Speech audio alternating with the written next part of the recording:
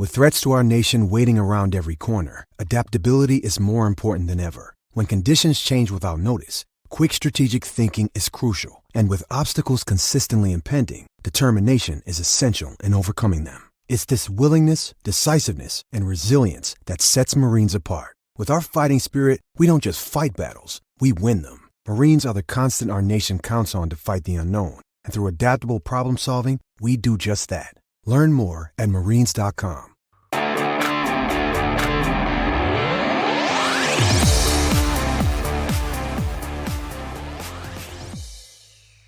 Hey, Eagles fans, this is Chris Franklin from NJ Advanced Media, and welcome to the No-Huddle Show podcast, the show where we discuss all things related to the Philadelphia Eagles.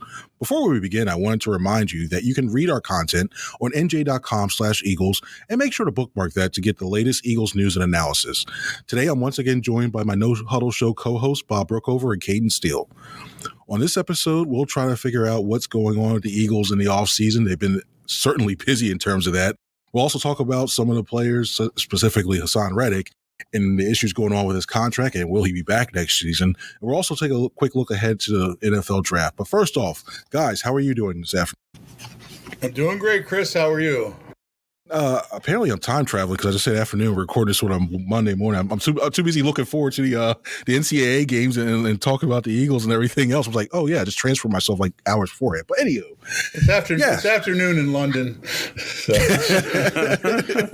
or maybe I'm thinking that whole thing at 5 o'clock somewhere, and I'm thinking like, all right, cool, exactly. It's fun times. But let's get right into it right now.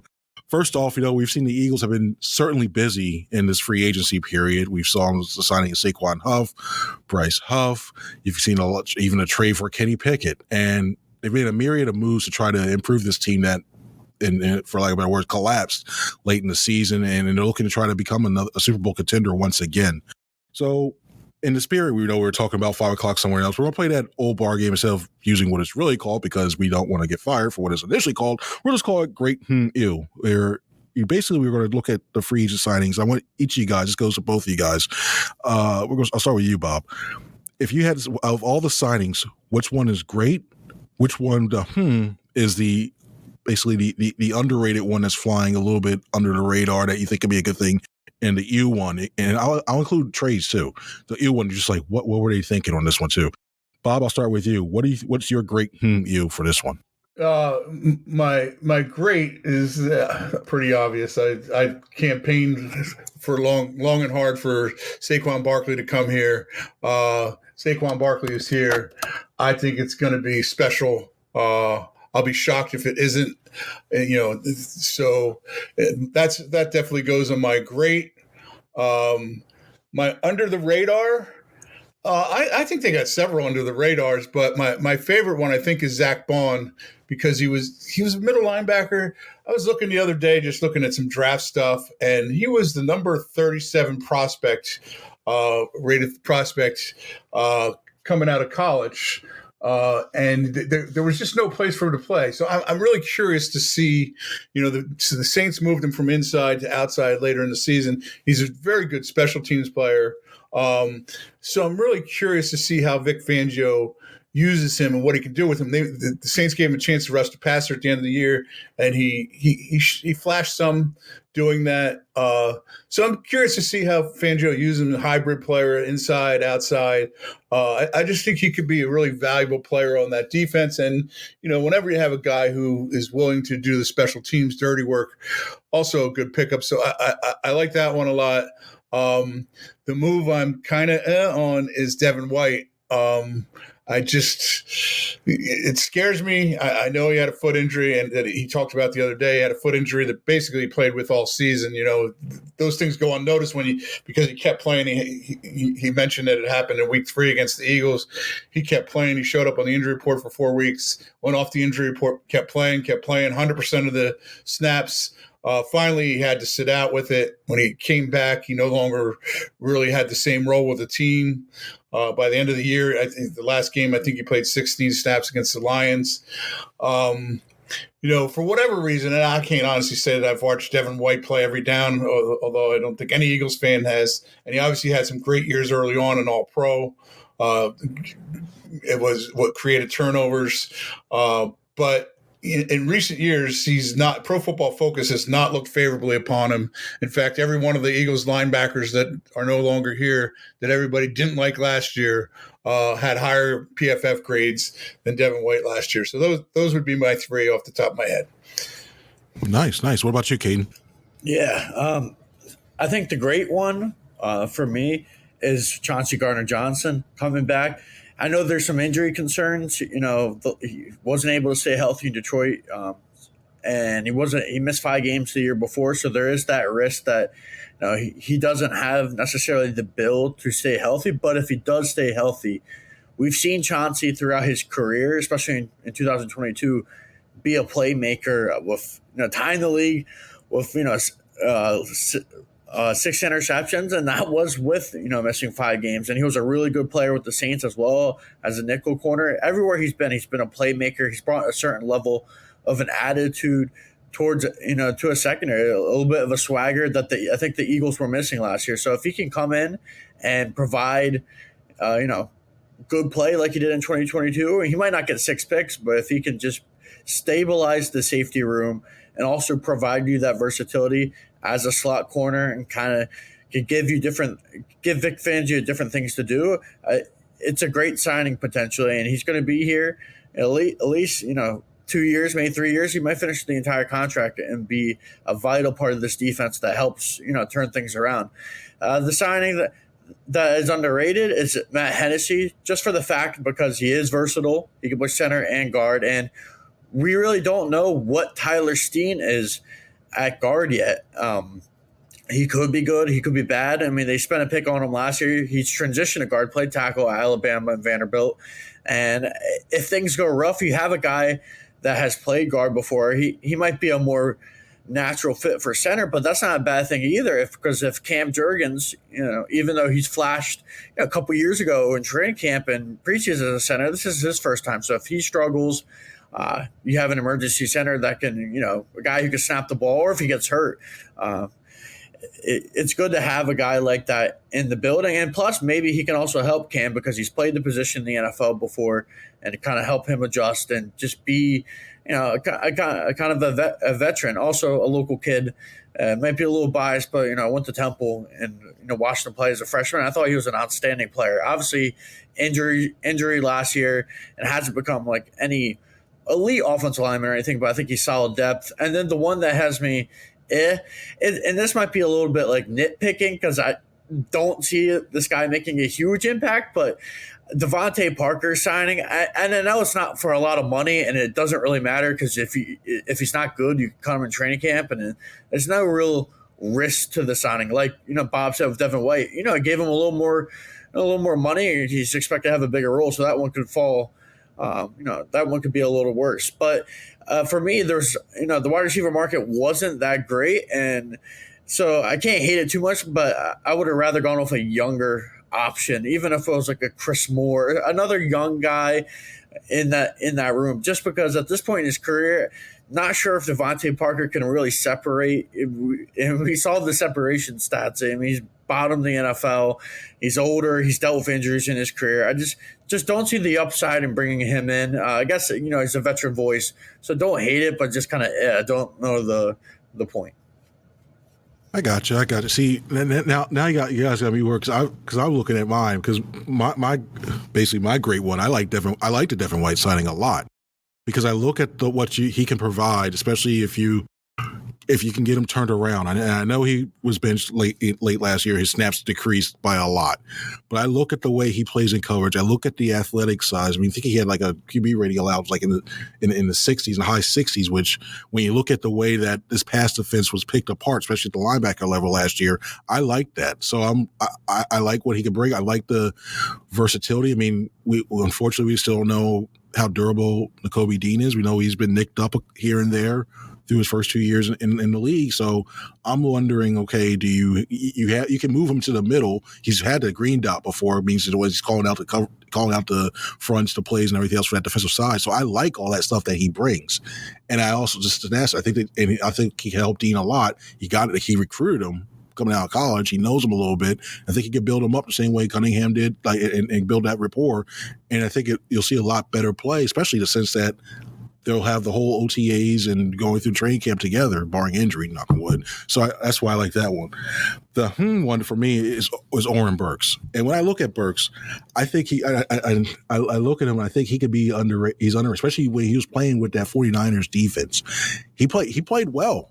In the limited time he got on that one. I know he played a lot of special teams, but when he did get on the field, he really stood up. He made plays. He flashed. 46 tackles. He made a sack. And the thing for me is when you can use him as a pass rusher if you need to. And we saw last year when the Eagles were trying to blitz, they weren't really getting home. It looked like they were just blitzing just to blitz and change the look, and they got burnt on that.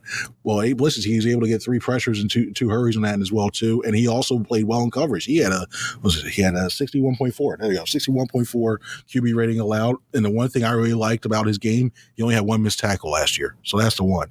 And the U for me, and maybe this spawns off on a longer discussion, more and more I think about this now, is the Kenny Pickett one. To me, I have questions whenever it comes to a guy who doesn't really want to compete or who's fighting for a starting job. I just have questions when I look at that.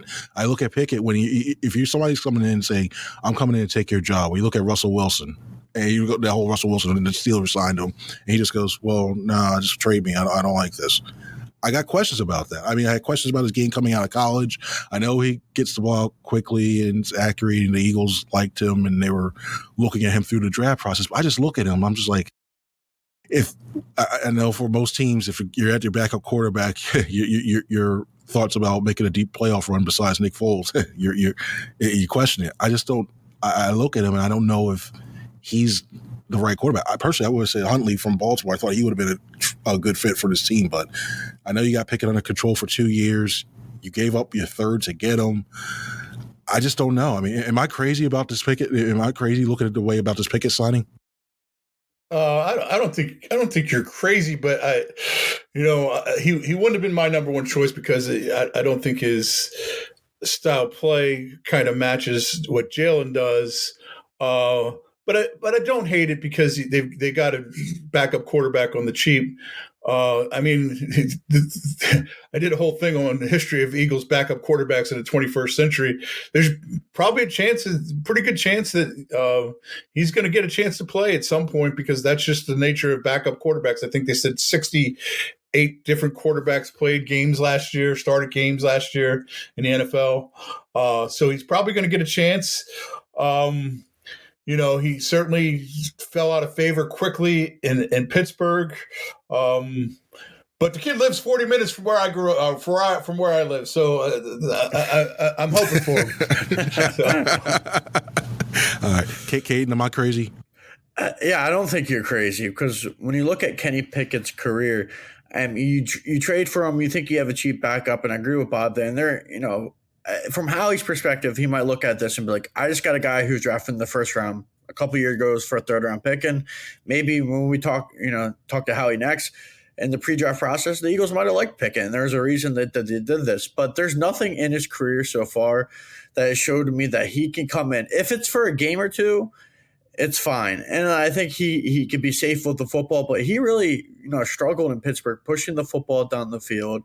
And it's just, I don't know if it was worth giving up a third. I know it's a pick swap and down the line, maybe you can recoup some picks if you trade a few players on the roster before the draft, but it just seemed a little rich for me, but it's just what the Eagles do. I mean, there is no way around it. I mean, this wants, Howie wants this to be the strategy. Even when he drafted Jalen Hurts, he tried to say that was the idea to get a young backup, and now he just traded for one who's only in his 3rd year in the league. So to not have to pay the backup quarterback a lot of money gives you more flexibility. So from that perspective, I don't hate it, but I definitely don't love the player. There's nothing about Pickett that makes me believe that he's going to be a high-end backup. I have to see it first, and Pittsburgh's a bad situation, right? Like Matt Canada was not a great offensive coordinator. The run game wasn't very good. The offensive line wasn't very good. So maybe in a new scheme, Pickett can kind of become that guy who rejuvenates his career here, but I have doubts. I will say this before we move on. Not that any of those things are untrue, because I think he has 13 career touchdowns and 13 interceptions. But having said all that, the Steelers went 14-10 was when he was their starter. So, and it wasn't like the Steelers were a great team. So he did some things okay. He had 7 game-winning drives in his 2 seasons, which that tells me he's and 6 fourth-quarter comebacks. Tells me he wasn't awful in crunch time. So. Yeah, but you know what? I just got it. Cayden, you just gave me another scary thought. When the team's going to that south end zone, and he tries to push that ball downfield, they're behind. I just see it fluttering, and just all of a sudden I hear wham, wham, and it's just, yeah. I got little issues, but yeah, maybe, OTAs, training camp things can change my mind, but yeah, let's hope it works out. Let's see if it works out. I hope for their sake it does. But I think we're time to switch things. We talked a lot about the Eagles transaction they made right now. When you look at the way that there's other teams in the NFC East, there's some teams that have made some transactions. There's some teams, Cowboys, that have been really, really quiet. That are still trying to figure out where Jerry Jones said they were going all in, and they haven't really done anything. So we pretty much we narrowed it down to 2 other teams when we're looking at what we're talking about. So I'm going to ask you, I'll start with you, Cayden. Where does this Eagles offseason rank against the other NFC East teams? I would go first, but it's really close with the Giants, because I know Eagles fans might not want to hear this, but I love what the New York Giants do. And it's not to say I think they're close to contending, because they still have a quarterback problem with Daniel Jones. But to get Brian Burns for what they got him for, it didn't cost a first-round pick, and you get a guy who's in his prime, and maybe not a lot of people know Brian Burns or have talked about Brian's from a casual perspective, but because he's stuck in Carolina, but he is an elite pass rusher, or at least has the potential to be an elite pass rusher. You pair him with Kayvon Thibodeau and Dexter Lawrence, you have something working on that defensive line. In 2022, he had 12.5 sacks. He had 8 sacks last year, 9 in 2021. So he's a consistently productive pass rusher. That defensive line could be one of the best in the league. And then from an offensive line perspective, I mean, they didn't do anything crazy, but they shored some things up and have some insurance policies if Evan Neal continues to struggle.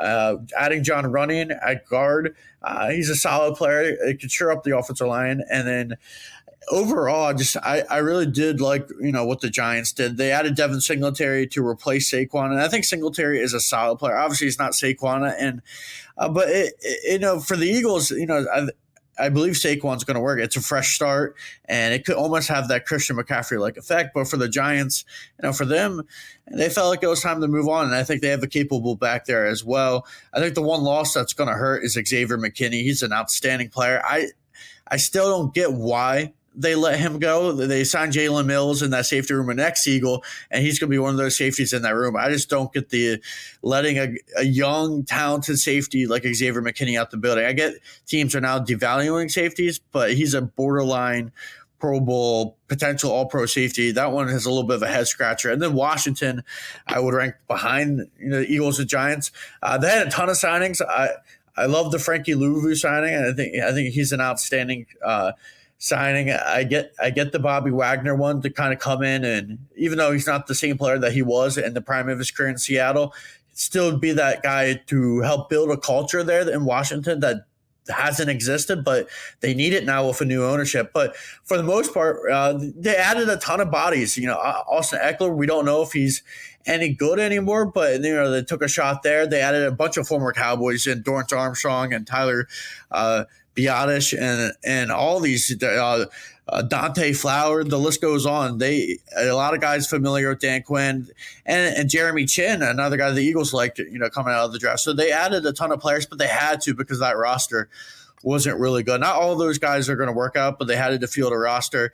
And then I guess in last, the Cowboys, right? I mean, I know Cowboys fans are on, Twitter or X or whatever you want to call it, and they're complaining a bunch, but they've been really, really radio silent throughout free agency. They brought in Eric Kendricks to go back with Mike Zimmer, but they haven't really done anything to improve the roster yet, and it's got picked apart. They lost Tony Pollard. I mean, I already mentioned they lost Dorrance Armstrong, all those guys on the defensive side of the ball. And I mean, they had the draft, and there's still some free agents out there, but they've been really quiet. And I mean, and Jerry Jones typically isn't as for his status, he doesn't spend as much money as you would think, and I just don't think they've done a great job. Yeah, well, obviously you're just not understanding the value of signing long snapper Trent Sieg, getting him back. The Cowboys got Trent Sieg back, which means you're probably not going to see any bad snaps next year. I also got running back Rico Dahlback, who actually is pretty good. No, they lost the time. I'm going to go from bottom to top in my rankings here, and the Cowboys obviously are at the bottom of this list. I think when Jerry said all in, he meant all out. I don't know what he meant. I can't imagine what Dak Prescott is thinking right now. I can't imagine what Dak Prescott is thinking right now. How about those NJ advanced media sound effects we have now added to the podcast? Quite a thing we've done here. And that's, and on top of all that, they lost Dan Quinn, their defensive coordinator, who's probably, their coordinator's probably their best coordinator. So that's enough said about the Cowboys. Next, I would put the Commanders ahead of the Giants. In fact, well, let's go Giants. I'll go Giants since I'm going bottom to top. They would be third on my list. Yes, I love the Brian Burns signing. It's going to be dependent on Kayvon Thibodeau. Year 3 for Kayvon Thibodeau. Is he a star or is he not a star? He had a lot of sacks last year. Did not protect the edge very well.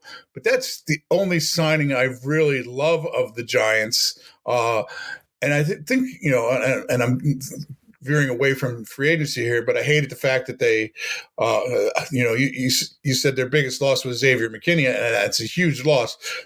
Saquon Barkley is their biggest loss. Yes, Devin Singletary is a decent replacement, but he ain't Saquon Barkley. Saquon Barkley was the face of the franchise.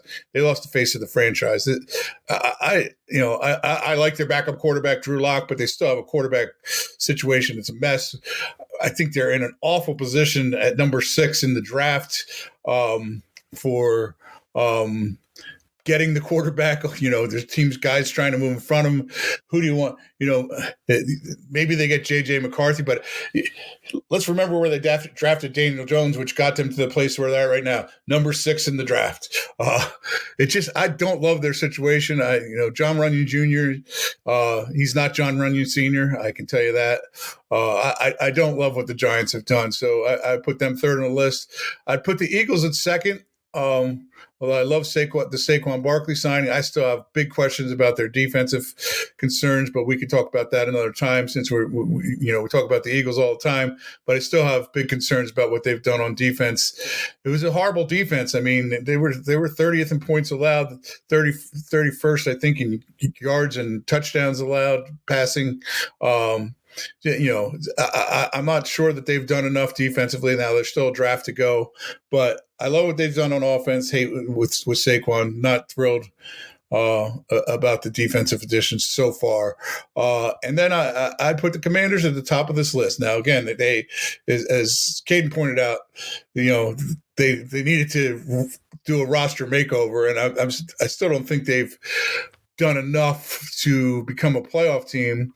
But, you got to give Josh Harris credit. He came in and said, hey, I like the hiring Dan Quinn. I think Dan Quinn's a really good coach. Austin Eckler's good signing. As Cayden said, Bobby Wagner, he's at least last year, he looks like he's still got something left. You invest a 1-year deal in him. Frankie Lavu is very underrated. I think is a linebacker. So that gives you 2 really good linebackers. I just think that the Commanders are going to be a very improved team, and I don't think they're going to finish last next year. I really don't. Another one, Dorrance Armstrong, Quinn reuniting with him. I think they did a lot of good things. So, and I think they're going to get themselves out of the basement next year. Not bad. I'm going to skip over Dallas and Giants because when I look at the 2 of them, I just think that Dallas didn't do really anything, so to me they're 4th. I look at the Giants; the fact that they lost McKinney and Barkley there itself. I know they added Burns, and Burns is a really, really, really good pass rusher. But I look at that as like, and you have an interesting thing with Thibodeau and Burns. I just don't see them. I don't see where their offensive firepower comes from. It's tough. So I look at them. I think they finish last in this division next year. I really do. So then it leads me to the Eagles and the Commanders. And as much as the moves that the Barkley thing, I think it signaled a lot. I think it opens up some more things for Devontae Smith and AJ Brown and Dallas Goedert. And the sound of what it sounds like with them going under center a little bit more, it makes them a little bit more unpredictable. And I like that because it basically puts all those other your main weapons in better positions. And I like I said, I like the White signing, like CJ Gardner Johnson one. The Bryce Huff to me is kind of I need to see more out of it. I just look at what the Commanders did in terms of setting up their. It looks like they're going to draft a quarterback, and I like what they did setting up their team to feed off complimentary wise so that they can be, say, 2-3 years down the line, they can be a contender for this division and be a playoff team. Because we all know when you look at it, it could be Drake May, Jaden Daniels, whoever they pick. They got him Zach Ertz, and I know it's not the Zach Ertz that we've seen. We know when he first came out, he's at one, too. He's on the downside of his career. Austin Eckler, those two alone can be a young quarterback's best friend. You look at the way when you got the blitz, he's still trying to cipher stuff. Just dump it down. You just rely on the run game with Eckler. You can dump it off in the flat to him if he stays healthy. And you get Ertz in the middle thing. The tight end's a big young quarterback security blanket. You add those two things in, I think it keeps that. And it also looks like the moves of a defensive coach. It's like, okay, run the ball, don't turn the ball over, get up, and let my defense handle it with Quinn there.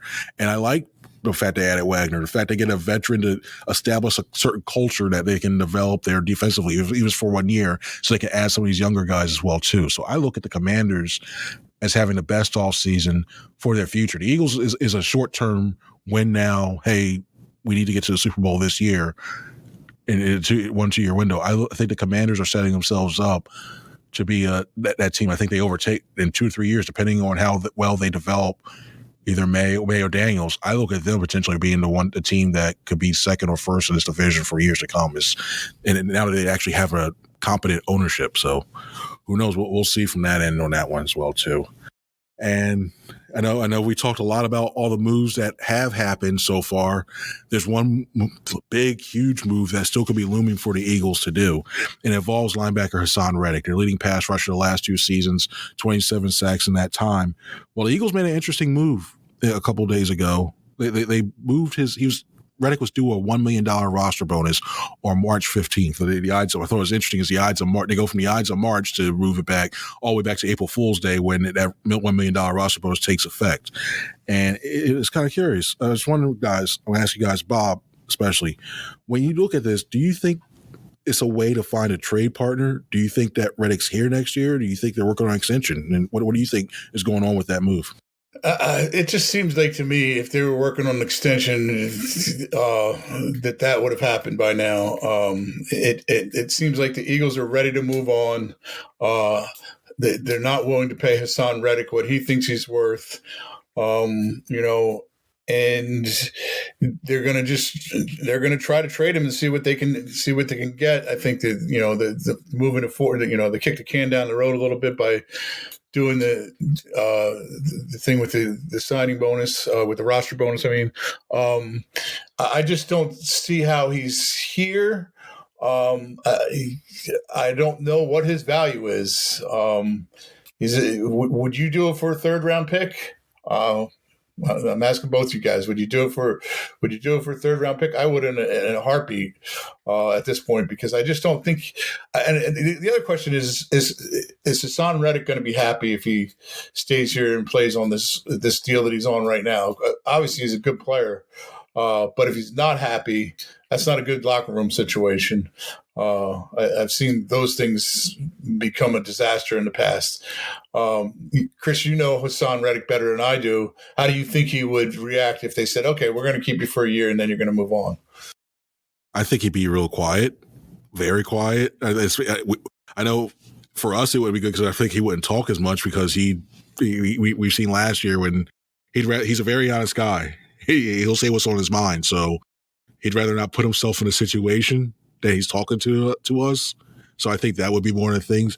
And as for the draft, a 3rd round pick, I couldn't take that. And I know you're saying, oh, wow, you at least get the asset back, especially since you traded the third round picks you had in your possession to gain other guys to get Pickett. I know that, but I just look at a guy who you get that much production out of him. It's hard to find an impactful pass rusher. And you know what? I know you're risking upsetting the balance, upsetting the locker room potentially. He doesn't seem like that type of guy that would do that. From what I've known about him, what I've seen about him from his Temple days all the way through this, I don't think he's that type of guy. But I look at the fact that, for me, I'm just saying, you know what?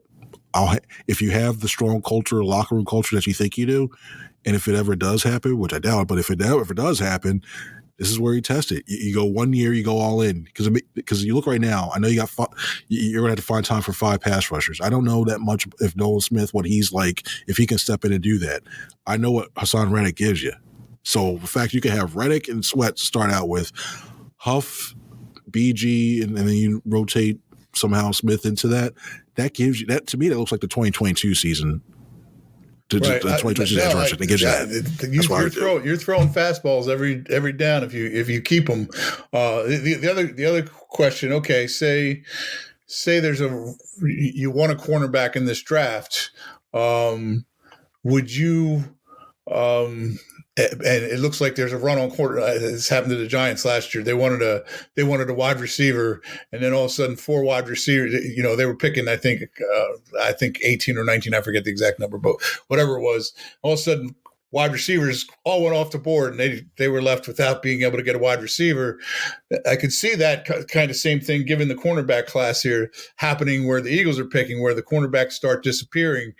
Would you use Haason Reddick to move up 5 spots in the draft, and switch picks? See, for me, I don't see a shutdown guy that's in this draft right now. If this was Surtain or somebody like that from a couple of years ago, I'd think about it, because I think corner is a tough spot. But I'm keeping Reddick. I'm going for 1 year, going all in for that. Personally, we should go to Cayden after this, but I just don't see it happen. I don't think he's going to be here, so I'll be surprised if he is. Same here. And Cayden, actually, what do you think? And this actually goes to what I want to ask you next is, do you think there are going to be any surprises in terms of trades, whether it be picks or players, and in the first 2 rounds? Do you think Haason Reddick could be used in a trade to move up or down, or acquire more picks, or that shocks everybody? We're like scrambling on first 2 nights of draft nights. Yeah, knowing Howie, nothing, will be surprising necessarily. When we've seen how aggressive that he's been in free agency, and before free agency, those were the reports and the rumors coming out that he wanted to, be aggressive, and he did that. And the same thing in April's draft, almost a month away. It's going to be a similar plan with Howie, I think, and when it comes to getting those extra assets, I think there is a chance that maybe he could deal Haason for, like Bob said, maybe you could get a 3rd and a 5th, but you can use those picks to move up in the draft.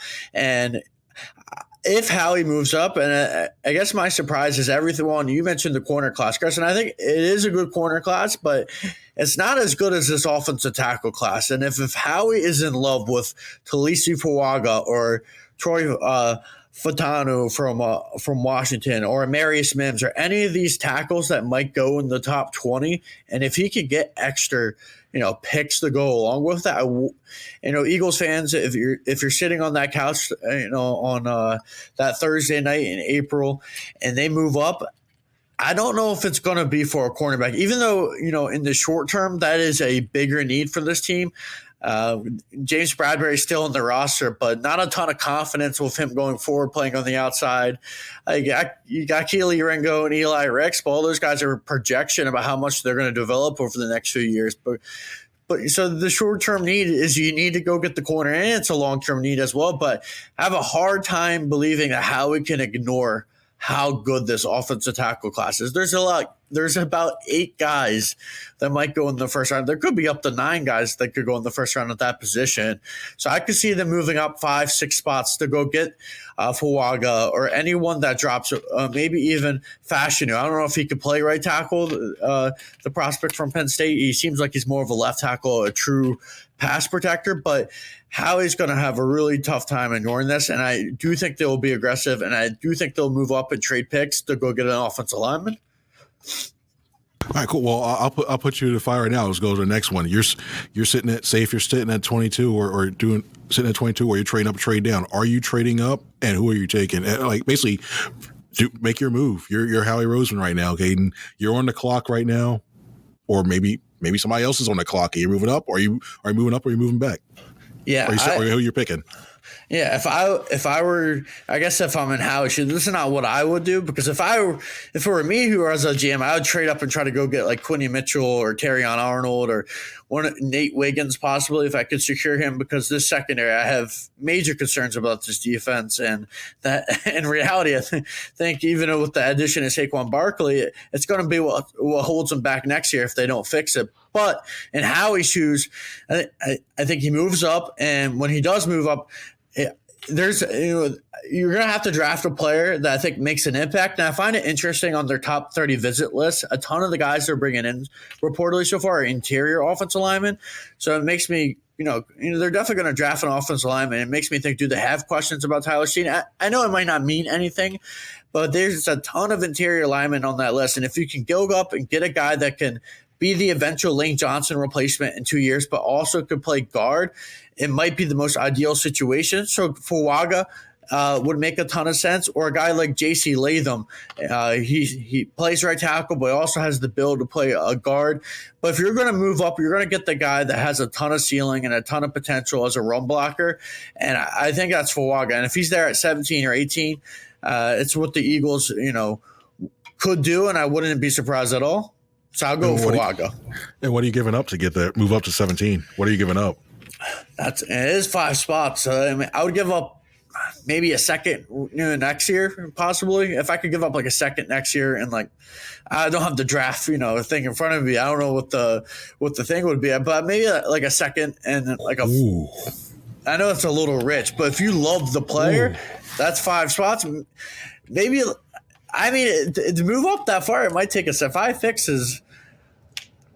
I know they weren't willing to do that when they tried to. What, Chris? You probably better remember this. In 2020, when they were trying to, there was talks about moving up for CeeDee Lamb. It was going to take a second, right? I mean, that's the same, I guess, range, right? Because CeeDee Lamb won at 17.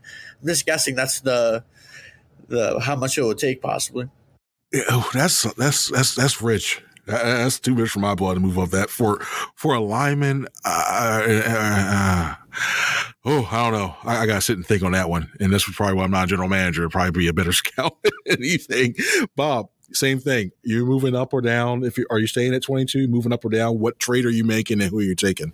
Yeah, I mean, I understand the infatuations with tackles. They're really the most important position on the offensive line, especially the left tackle. But you're going to probably you're not replacing a left tackle anytime soon. You are looking at now replacing Lane Johnson, but that's probably 2 years down the road. And to me, if you want to draft one, J.C. Latham and Amarius Mims from Alabama and Georgia are both projected to be very good players. I think one of the things we forget about is just as important as the scouting and selecting of these players is the development of these players. And, it's not just the Eagles blowing smoke with Jeff Stoutland. There's a lot of teams who really believe that Jeff Stoutland is the best offensive line coach in the NFL. So I don't think you have to move up to get what you want there, even though these other guys are much more touted. But I'm actually going to write for tomorrow how valuable touting is. Hint, hint. It can be wrong often. I'll just give you an example. Jalen Hurts was the 7th ranked quarterback by some people going into his draft year, right behind Jake Fromm. Yeah, what's Jake Fromm doing these days? Anyway, but I'm just going to go back to cornerback. I just think that's and one more point about the tackle thing, or about the offensive line thing. The Eagles should have some concern about Tyler Steen. He was awful in the the one game he started at right guard. He gave up 6 pressures and 42 pass blocking snaps. So they should have concerns there. But for me, I want a cornerback. I move up if I have to, and I would use Haason Reddick if I had to move up to get that. If you just don't think that Haason Reddick's going to be here and that you think that's the best route to go, I would use him. The guy I think I'd most like to get is Nate Wiggins. He's the fastest of the bunch. I would say Wiggins or Quinyon Mitchell both ran blazing fast 40s. Not that that's the be all and end all either, but those are the two I like the best. Cooper DeJean is from Iowa is interesting, but the two guys I most would like to have are Wiggins and Mitchell from Toledo. Not bad. See, for me, I'm actually trading back just a little bit so I can recoup a third round, probably going down like 20. I have no problem going back to like 26, 27. I think this guy might be here. And that's Troy Fontenot. I from Washington. I really think he might. I give up that. Maybe I give up that just to recoup that third round pick to move that back. And I think you still get a very good guy. You think he's going to drop that far? Wow. I think he might. I think Mims is going to rise a lot more, even though somebody's going to think he's going to have upside a lot. And I think he's going to rise a lot in the pro days because there's with Mims there's the injury concerns. I think Guyton might be another guy who starts to be a late riser as well. Tyler Guyton out of Oklahoma, who is interesting because Lane Johnson's been really basically going out there and campaigning for him to join a team, from Oklahoma. But I think those two guys rise, and I think maybe he falls a little bit because the one thing I like about Fontenot, and this could be really is his detriment as well too. This guy is really aggressive. He's got that really, really mean, nasty streak, and he's played guard in the past, so you can move him inside. Granted, it was left guard, but you can move him inside. But then I start to look at sometimes he's way too aggressive, puts himself out of position, and then next thing you know, somebody comes right behind him. And I think teams will see that. It's a matter of just getting him control him a little bit. It's almost like a wild stallion. You just got to break him just a little bit. And once he does that, I think you got a good guy right there. And I thought it was very interesting. I forget the guy's name who was at the combine, who was working out when Stout was during the combine, and Stout was leading the drills, and he knew the one guy's name right off of Washington, and Stout was just going, just pass it off. Like everybody was like, all right, come on, man. But the one Washington guy, I forget the name, but he was working him out, and I wonder if he was asking about him. About Fontenot. They were asking that one player about him a lot, or maybe he's on the Eagles' radar, what have you. Because worst case scenario, you can use him, you can move Fontenot, move him over to your right tackle spot, and maybe if you really want a guy to replace Driscoll, or you think you want to guard things, Zach Zinter, guy from Michigan, to guard out interior guy off from Michigan, you can draft him later in day 3, I think, day 2. I think day 3 is a day 3 pick for me. I think you can get a guy like that. So I think I'd trade back, recoup that third round pick, address maybe use the second round picks for Edgerrin Cooper, one of them, if you can move up. I think you may have to move up to get him. I think he's that good of a guy. He's worth it. And then you follow the rest of the board from there on out. But yeah, it's I'm going to present one more thing to you before we move on. So let's say that Jackson Powers Johnson is there on the board from Oregon, who there's a decent chance that he would slip to 22. He's a center. Do you draft Jason Kelsey's replacement and keep your offensive line intact otherwise? Nah. He doesn't do anything for you? Now I'm putting things out. Hey guys, we're about to take a look at another position. I'm trying to play one of those teams that are in the bottom part of it that really I'm trying to think of a team that can really use them in the back end of the draft, but I don't know offhand. The reason he interests me is, and I believe Tyler Linbaum moved to guard last year. I forget whether he did or not but he played center his first year. I think he's still playing center for the Ravens, but in back-to-back years at the center positions, there was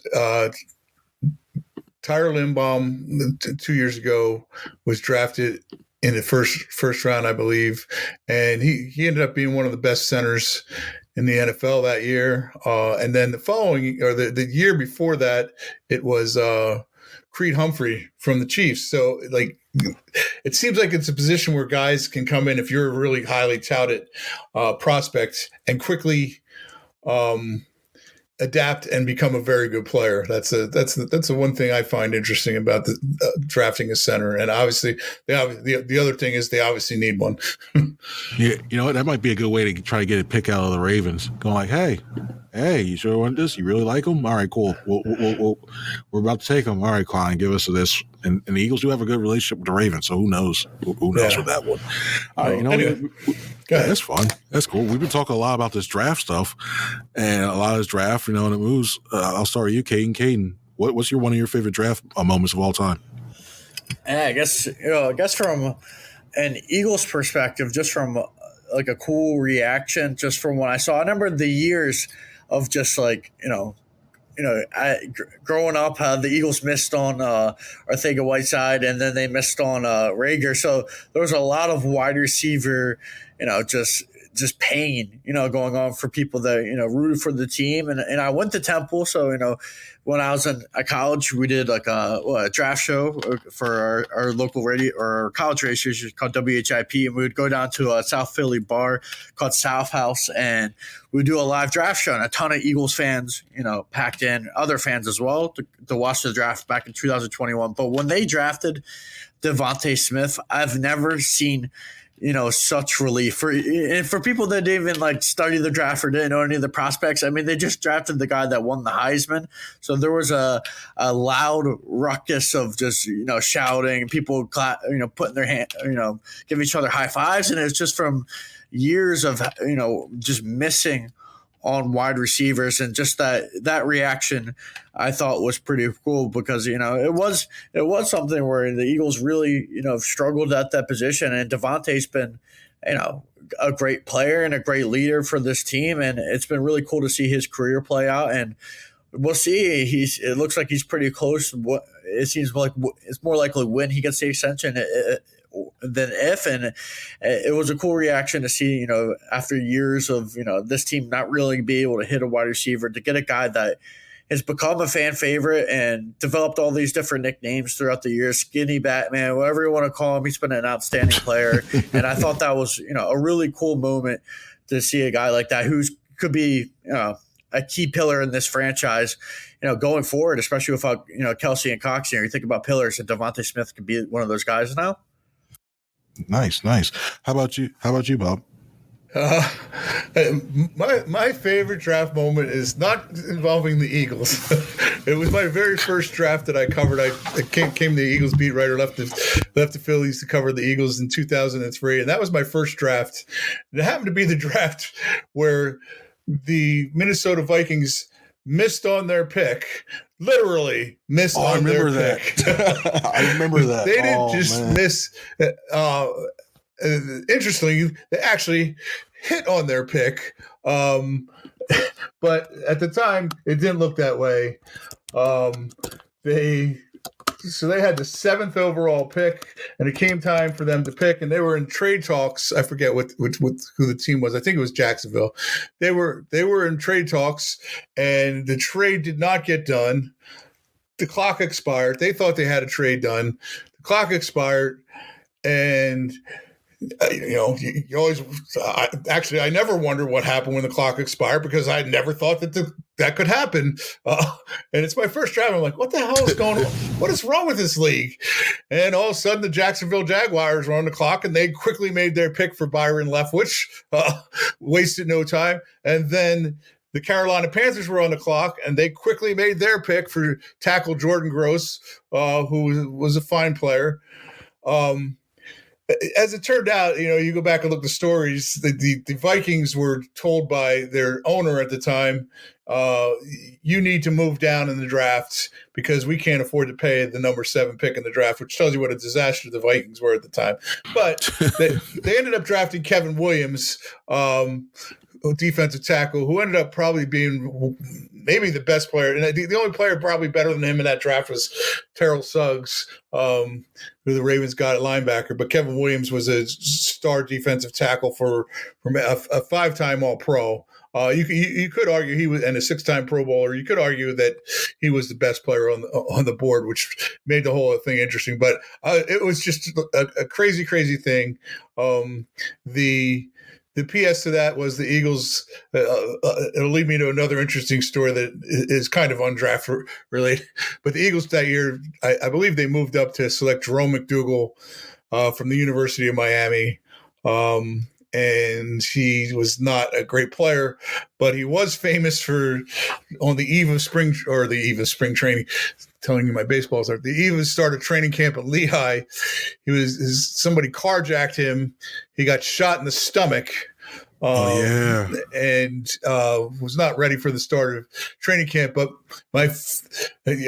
horrible story. But my favorite, I think they stole his watch too. My favorite part of the story is, so training camp opens, and if you guys remember, Andy Reid always opened every news conference with injuries. So as in a typical Andy Reid fashion, Andy Reid says injuries. And I'm thinking, he's got to lead with Jerome McDougal. You get shot in the stomach, you got to be the lead injury. No, he led with, Dirk Johnson. He's got that sports hernia thing. Was that the punter? He was the punter.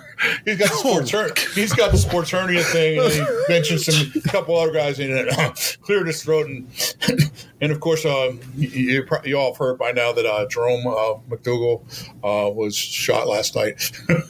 Jeez. Yeah, I was like, you can't even get the lead spot in the injuries when you get shot in the stomach. Fortunately, Jerome McDougal recovered from that injury.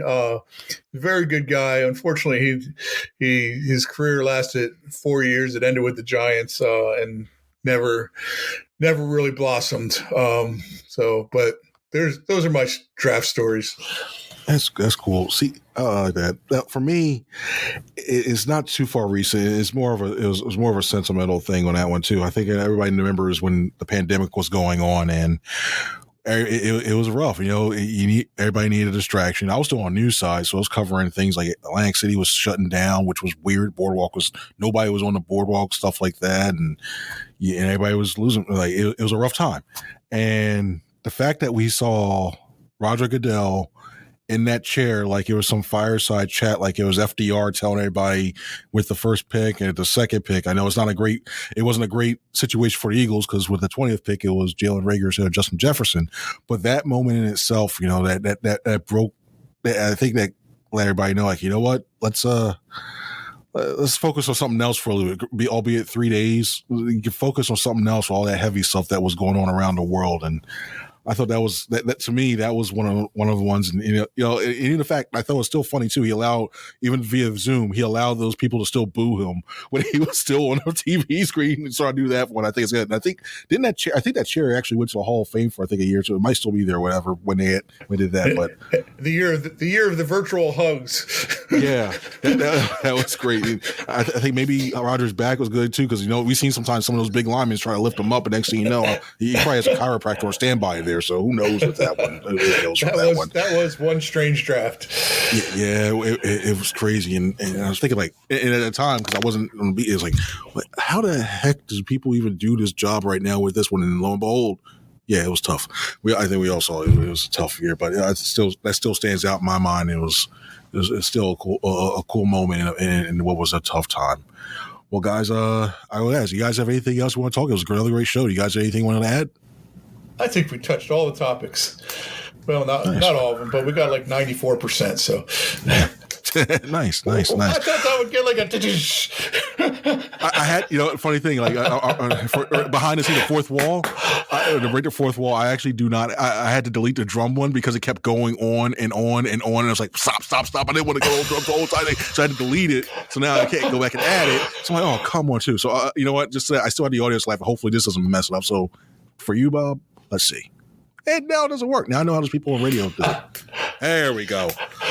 There we go. Oh, right through. So yeah, that's it for that. Sorry, people, technical difficulties. Yeah, it's now I know how those radio stations go through. Now I know how they feel. He's like, ha ha, you messed up. Oh wait, never mind. This is kind of like this. Never mind. All right, guys. But everybody, thank you for taking the time to listen to this show. Make sure to continue to read Cayden and Bob and myself's work. You can find that on NJ.com/Eagles, and make sure to watch out. We got the annual league meetings coming up in Orlando. NJ will be down there to cover that and bring back some insights. We'll probably we'll probably talk to Howie Roseman again. We'll definitely have Nick on Tuesday morning early. The early breakfast meeting is always for the NFC is always a interesting time to see that and all the coaches around there. And then also we may hear from Jeffrey Lurie. Don't know yet, haven't locked it down. So you may hear what he has to say about this upcoming about what happened this past season, decisions to keep Nick and all that stuff. So stay tuned and read out on NJ.com/Eagles, and pretty sure we'll have a podcast coming soon about that stuff. So for Bob, for Cayden, I'm Chris. Hope everybody have a good one. See ya.